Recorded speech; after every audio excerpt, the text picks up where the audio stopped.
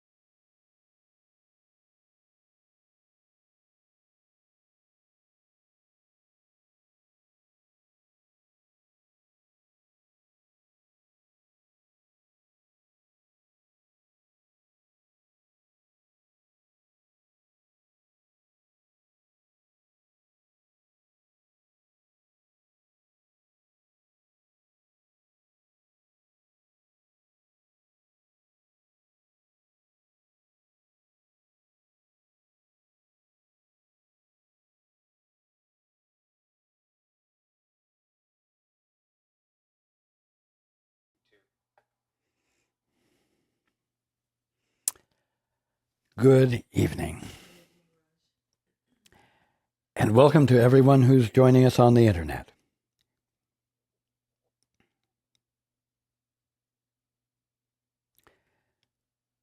We talked at some length last week about love, and specifically that you are loved.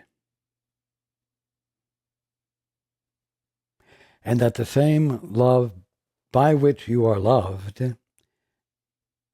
your brother or sister is loved by. And that in the experience, in your experience of feeling the Father's love, because you've stopped resisting it, you know something about your brother from within the experience of being loved by your Father. You know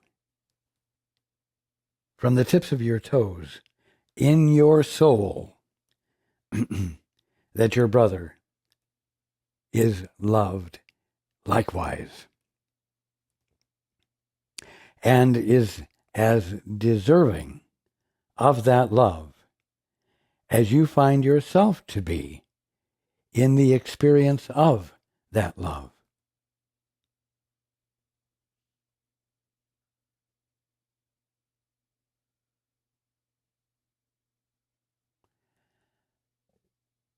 Now, when you dare to become quiet, to go within and engage in the two-step by giving your attention to the Father, abandoning your own best thinking and judgments, you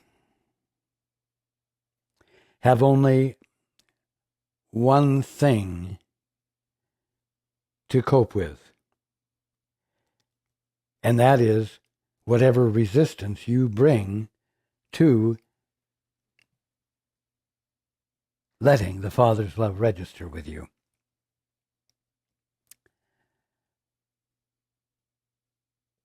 So the only arguments you're going to run into against the experience of it are going to be yours.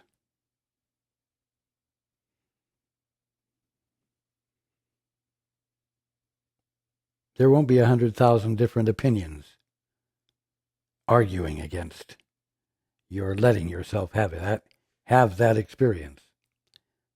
Just one, yours.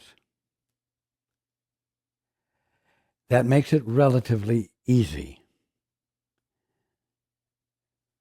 to get past the resistance, because you, in so many words, can just tell yourself to shut up and mean it, and abandon the arguments and listen.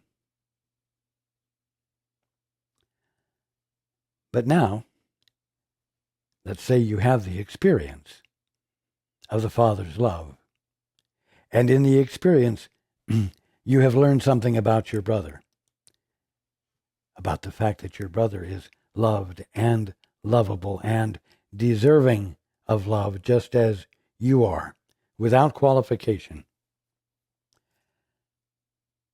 And in that insight, in that new awareness of your brother, that isn't a thinking process, but is an experiential thing, you will behave differently toward your brother or your sister, your fellow man, or the object of your affection, the part of creation that you're giving your attention to. And perhaps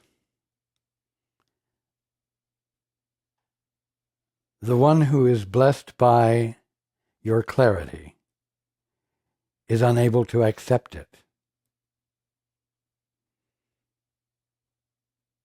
is unable to conceive of it as real, reasonable, something deserved. And that one refuses to accept the gift of awareness of the truth about him that you embrace him with. And as a result, continues to suffer from his limited self-perceptions.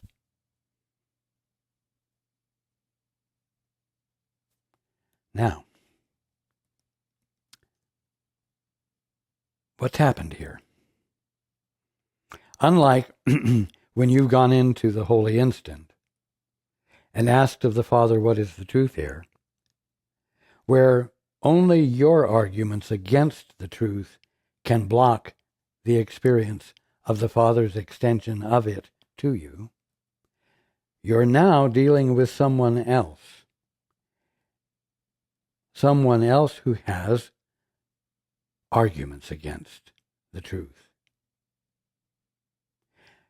And that one is not you, and therefore you do not have your hand on the switch that can turn off that argument, as you do within yourself. And so, it seems to get more complex. Now, the other thing is that in your looking at your brother, initially with the awareness of his perfection, of his lovableness, and the fact that he is uninterruptedly and wholly loved in every moment, you can begin to feel thwarted in your extension of the acknowledgement of the truth about your brother. And suddenly, an opinion of yours about your brother comes into play. And so, in relationship with your fellow man, whom you desire to bless,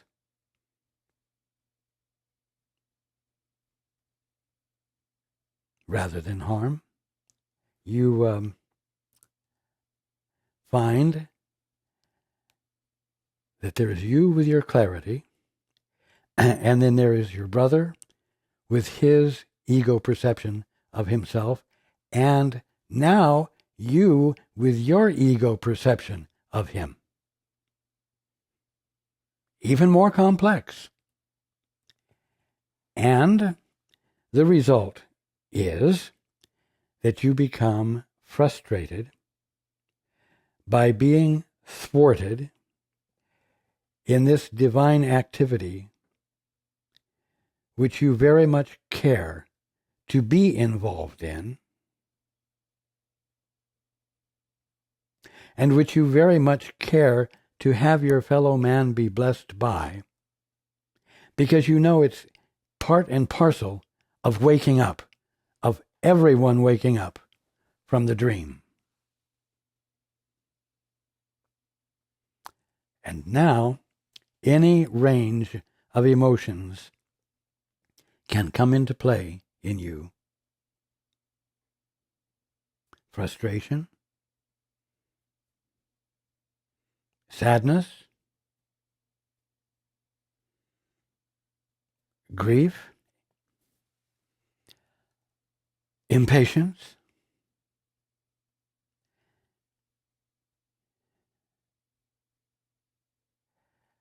you can feel obligated to find a way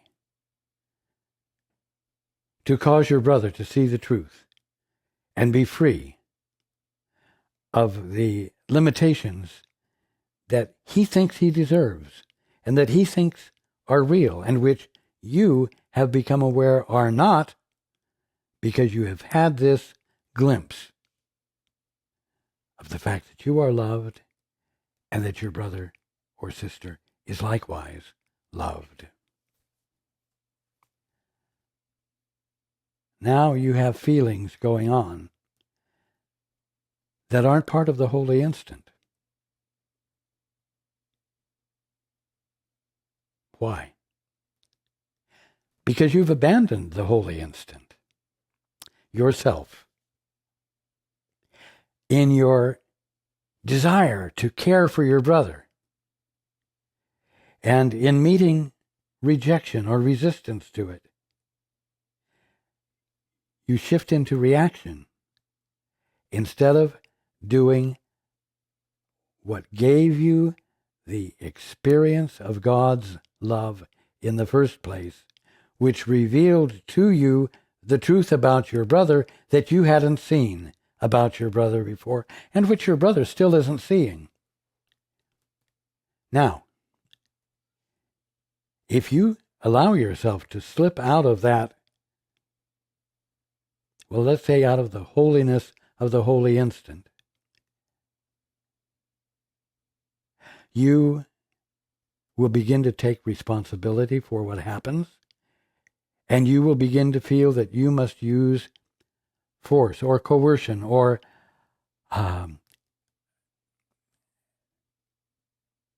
some effort to convince your brother that he is suffering falsely.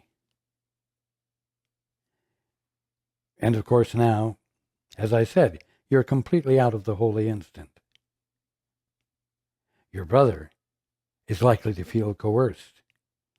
Because, in fact, you are not expressing the spontaneous flow of realization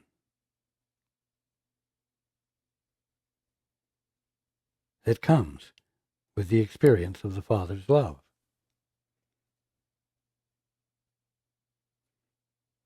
So,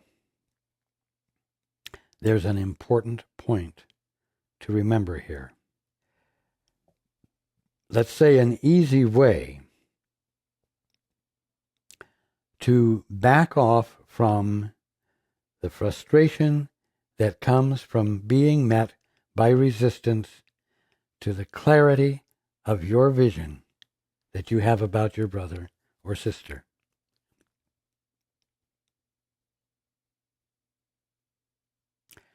You know, you're always using a measuring stick of some form. And a measuring tape or a measuring stick is something that you lay upon or around that which you are measuring. Now, suddenly when you abandon the holy instant in frustration with your awareness that your brother isn't getting healed of that which he deserves to be free of, you've started using a different measuring stick. It's the measuring stick of the ego. It's the measuring stick of human opinions. It's the measuring stick of biased conclusions that you have come to about your brother from, we'll say, experience with your brother, and an effort to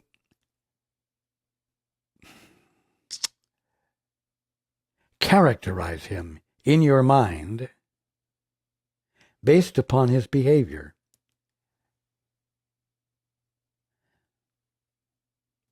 Now, there is a measuring stick that is the only true measuring stick. And that's the focus of my attention tonight with you.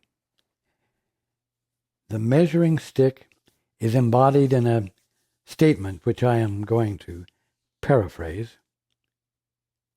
And the statement is this: the starting point is that God, Spirit, is all in all, and there is no other might nor mind.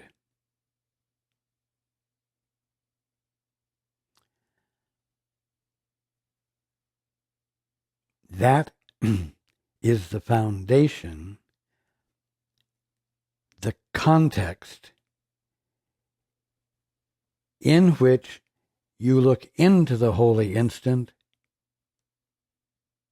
in order to learn of the Father about your brother, about yourself, about creation, about your world.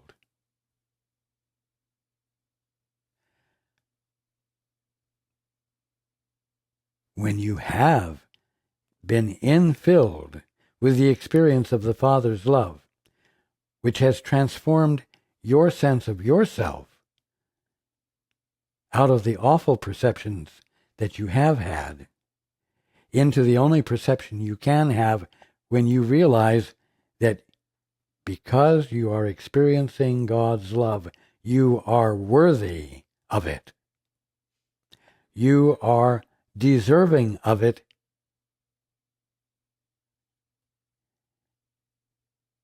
even though you seem not to have gone through any steps of redemption yet. That is a profound experience. Now, when you look at your brother from within that experience, you are laying upon or embracing your brother from that context, from that experience of being loved. You are, in so many words, measuring your brother from the starting point, which is that God, Spirit, is all in all, and there is no other might nor mind.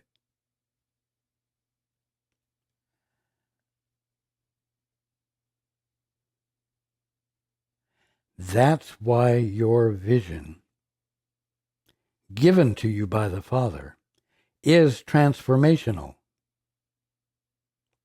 But just because it's transformational doesn't mean that your brother or sister is necessarily going to hear it or recognize it or embrace it. Understand that, so you're not surprised, not disappointed, not frustrated, and you're not caused to forget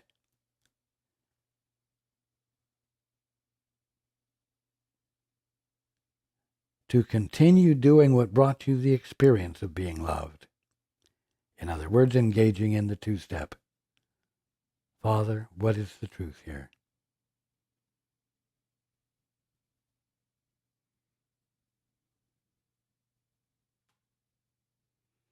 When you find yourself feeling frustrated because you are so impatient for your brother to be in the experience of joy, you've got to remind yourself that the frustration is because you have abandoned the proper measuring stick. You've stepped away from the starting point, as though there's some other point to start from.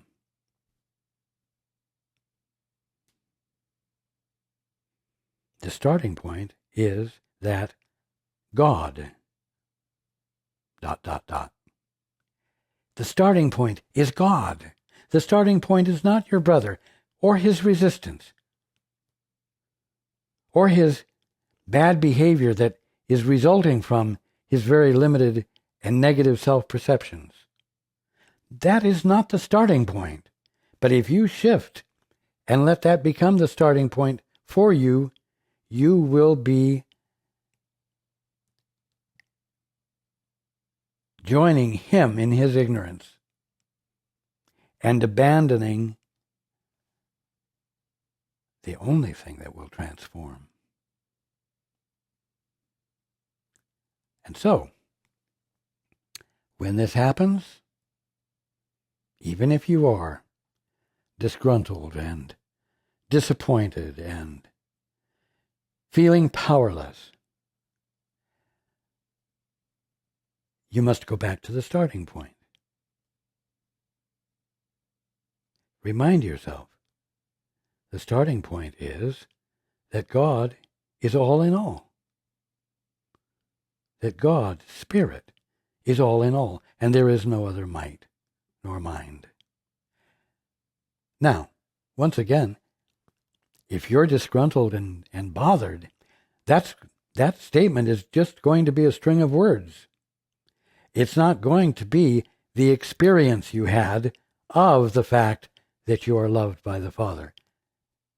But in using that string of words, you break or interrupt the attraction you have let take you over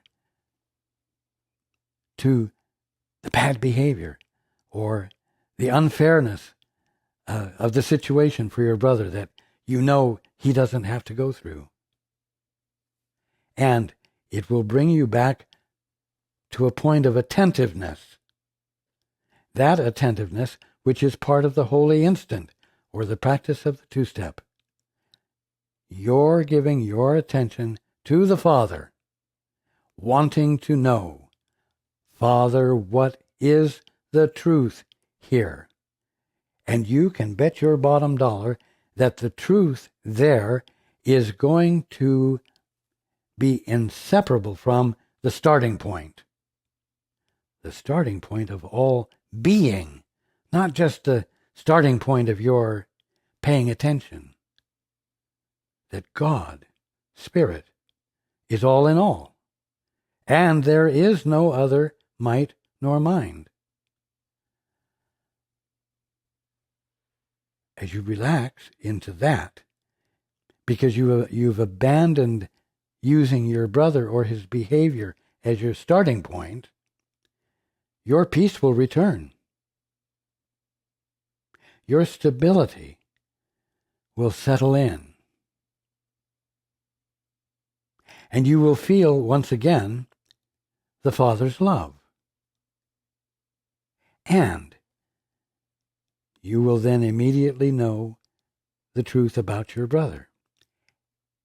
Now, we're back where we started before you got off the track. Now, while your brother continues to not believe the truth about him,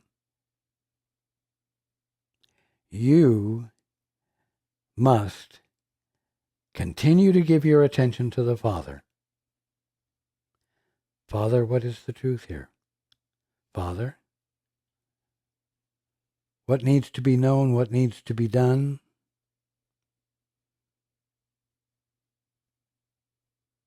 To uncover the blockage to his realization, to his experiencing the influx of the awareness that he's loved. This is important. You engage in the two-step. You practice the holy instant. You experience the blessing of it. You find yourself moved into the arena where God's laws prevail. And everything isn't suddenly perfect. That doesn't make any difference. Because it's your task to stay on target. It's your task not to abandon the holy instant. It's your task not to shift your attention.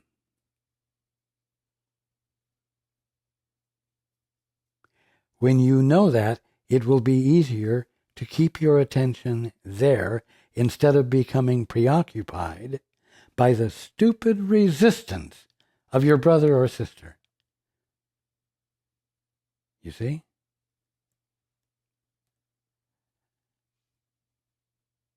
Now, you cannot do this with any preconception as to what is appropriate. I will tell you this. It is not wise, it's never wise, to give an answer to a question that hasn't been asked.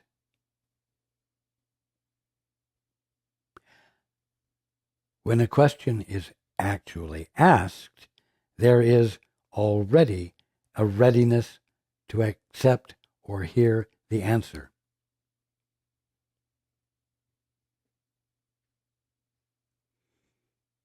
Therefore, surprising as it might seem, there are times when your brother is suffering and you see the ridiculousness of it, the complete lack of necessity for it. There are times when this happens that it is not appropriate for you to do anything. That it is appropriate for your brother to be uncomfortable with his limited sense of what the truth is about himself, so that at the level of feeling, the question that needs to be asked can take form, so that he can arrive at the point where, for his reasons, he says, I don't want to have this experience any longer. I refuse to justify having this experience.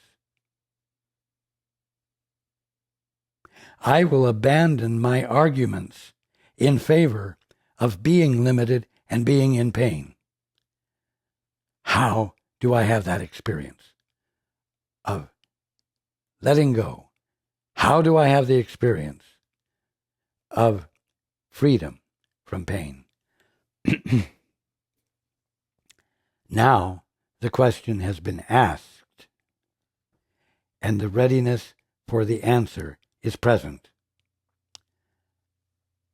You must remember that although it's hard to see about your brother, you recognize that this is true about you. And the simple fact is that there have been things that were untrue about you that you suffered from only because you refused to let go of the justifications for it. You were getting a payoff for it. And something had to happen in the withinness of you that no one else could accomplish, whereby you were ready to stop hurting yourself, where you were ready to let a fuller experience of your divinity, or at least a better life, into your experience, maybe not fully expecting that it would come as a realization of the presence of God loving you and transforming your sense of yourself. You see? Now, I've told you this, and you can see that, yes, this has been true about you, and so therefore, it's very likely to be true about someone else. And therefore, you can fully expect to get that kind of an answer. And that is the exact opposite of what I'm saying. What I'm saying is that you must go back to the measuring stick. You must bring your attention back on target. When you have become frustrated because the extension of your vision and your love wasn't received, and reassume your position at the starting point. The starting point is that God, Spirit, is all in all, and there is no other might nor mind. And that's the measuring tape to be applied to your brother or to whatever the circumstance is that is in need of correction, so that you can what? Expect to learn that your brother needs to have a little bit of suffering so that the question that needs to form can take form? No. Don't have any preconceptions. But do be aware that when you do this, the answers that unfold to you will go far beyond a simple rehearsal of logical streams of words and sentences. They will go beyond that in the sense that the way you are behaving with your brother in the presence of your insight will provide an environment, one that you may not even be fully aware is being created, in which the elements of the necessary question can begin to form in his mind, so that there is a willingness to abandon his commitment to his limitation and hear the answer that you may have had all along. You see?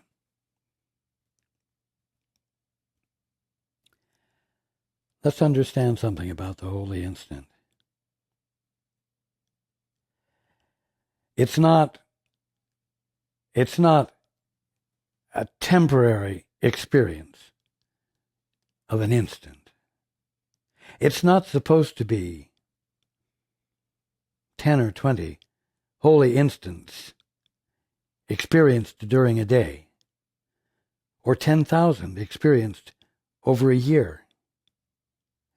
The holy instant is describing you in a moment of defenselessness, in which the experience of truth is revealed to you by the Holy Spirit, that which is nothing more than your right mind, that whose purpose is to reveal the Father's perspective to you, because that's your perception of birthright, we'll say.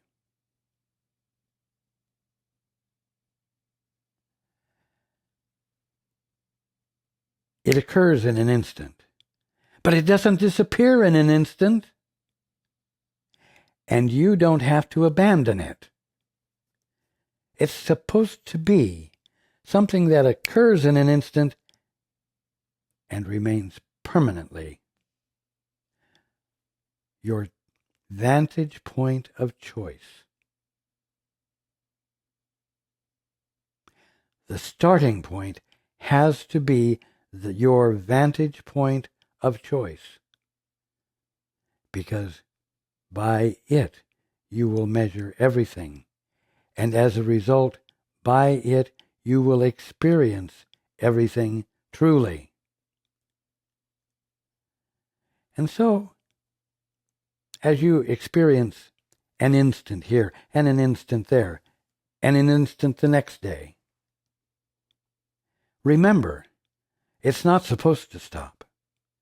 And the point is for you to remember to choose for the holy instant the moment it begins to stop. So it's refreshed until it's refreshed so frequently that it becomes a constant in your life, because you're not abandoning it anymore.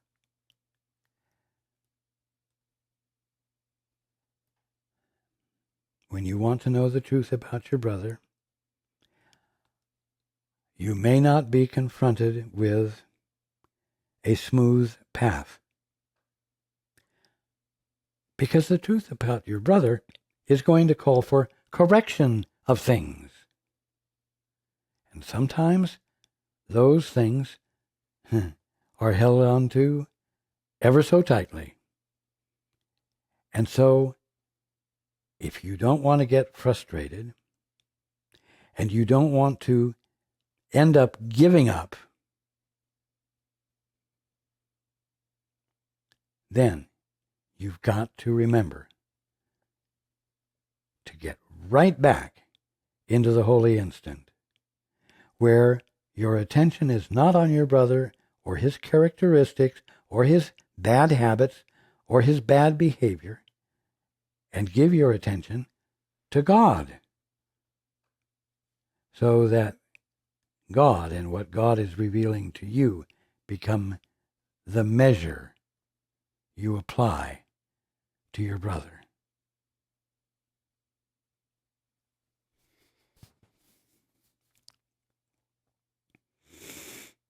You see?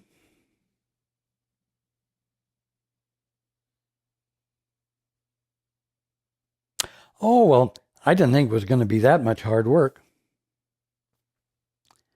You know what? It's not your brother that's the hard work. It's you that's the hard work. Because you're saying, I would rather not stay in the holy instant all the time. That's too much work. I would rather not stay in the place where I'm consistently experiencing the clarity that will meet the need,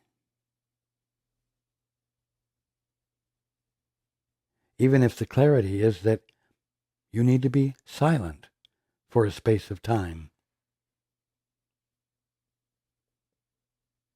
that allows the discomfort caused by the resistance to create the inner circumstances whereby the elements of the essential question can take form.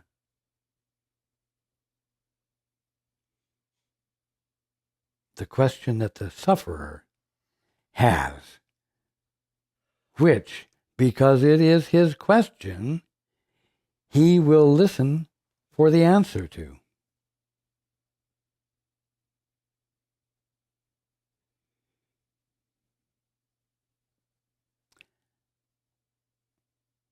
It isn't so much that you want results from the holy instant. It's that you want to learn to be in the place where there is a constancy of the Spirit of God in you, a constancy of the love of God whereby you are loved, and with which it's your birthright to be loving your brother. An uninterrupted stability that undergirds your eternal holiness.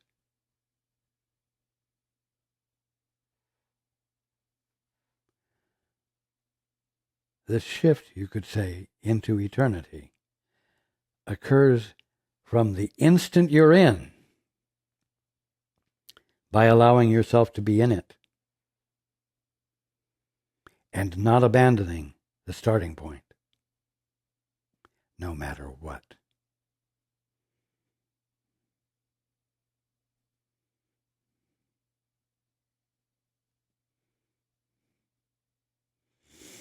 This is the good news. This is the practical news. This is what constitutes actual change in you as a result of the initial experience of being loved by the Father. The gift is extended not by becoming preoccupied with your brother and giving him the gift, but staying with the Father and the gift he's giving you. Because when you do that, it flows from you at the Father's will, not yours. And it feels so much better for it not to be your work.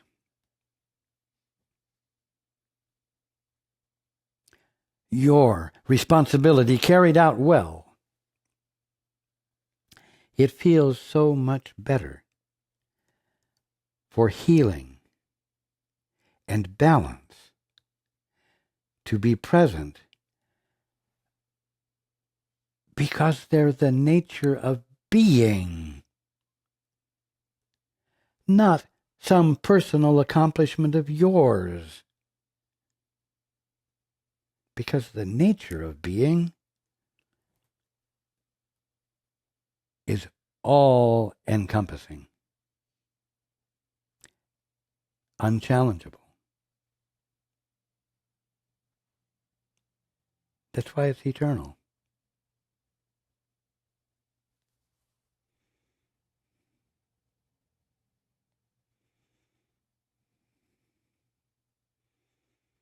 So, last week, we talked about the fact that you are loved, and then part 2 was that your brother, like you, is loved in exactly the same way. And part 3 tonight is that in engaging in the holy instant and feeling loved by the Father, you cannot help but extend your new clarified perception of yourself to your brother, and voila, suddenly we have relationship, right? It's not just you in the privacy of your little mind. We have relationship, and there are new dynamics. And it's very easy for the old dynamics, the ignorant dynamics of relationships, to suddenly creep in. And so part 3 is to remember to go back to the starting point. One could say, go back to the practice of the holy instant. But more than that, it's going back to the starting point, that is, that God, Spirit, is all in all, and there is no other might nor mind. That, as the foundation of everything that follows in the holy instant, will always bring out the ultimate and will never aggravate the illusion or magnify it.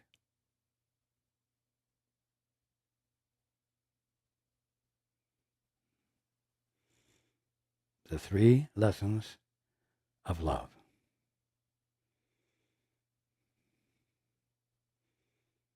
I love you all. And I look forward to being with you next time.